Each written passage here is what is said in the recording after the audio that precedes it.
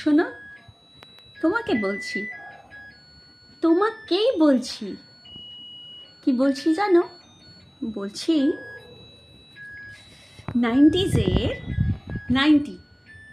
নাইনটিজে আমাদের receiver phone ছিল, তাই তো?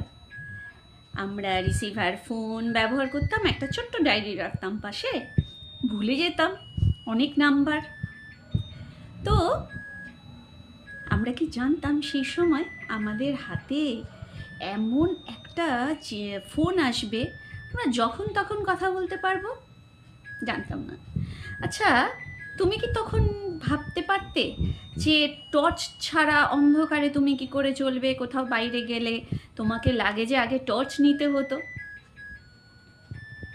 টর্চ ছাড়া আমরা যেতে পারতাম না, তাই না? ধরো তুমি একটা বিশাল মুদিখানার দোকানে গিয়ে বিশাল একটা হিসাব করতে বসলে, সেটার একটা ক্যালকুলেটর দরকার। ক্যালকুলেটর সঙ্গে রাখতে হতো, বা আমাদের যিনি মুদিখানায় বসে থাকতেন তাদেরকে বলতাম হিসাব কষতে, নয় তারা পেন দিয়ে একবার তত করে হিসাব করতো, আর না হলে ক্যালকুলেটর। আচ্ছা, তখন তুমি কি কম্পাস ব্যবহার করতে না? কিন্তু মনে হতো না একটা কম্পাস থাকলে কি ভালো হতো? দেখো, আমরা কোনো কিছুই ভাবি না, আমরা ভাবতেও পারি না, কিন্তু আমাদের সামনে চলে আসে, তাই না? দেখো, কে আনে জানো? বিজ্ঞান আনে।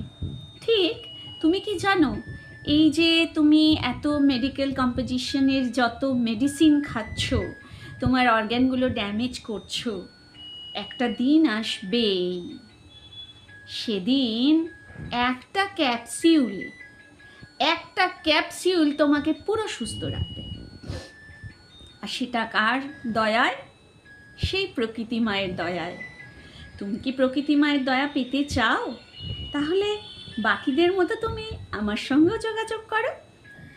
আর তোমাকে বলছি, তোমাকে, পার্টিকুলারলি তোমাকেই বলছি, একটু ভাবো, এত কোটি টাকার একটা সম্পদ তোমাকে ঈশ্বর দিয়ে দিয়েছেন, এত অবহেলা করবে? একটু ভাবো, আর আমার সঙ্গে হাতে হাত লাগাও, হাতে হাত দিয়ে চলো আমরা এগিয়ে যাই আরও মানুষকে সুস্থ করতে। একটা কৌটো আমাদেরকে সমস্ত দেবে, সমস্ত শরীরে সুস্থতা দেবে।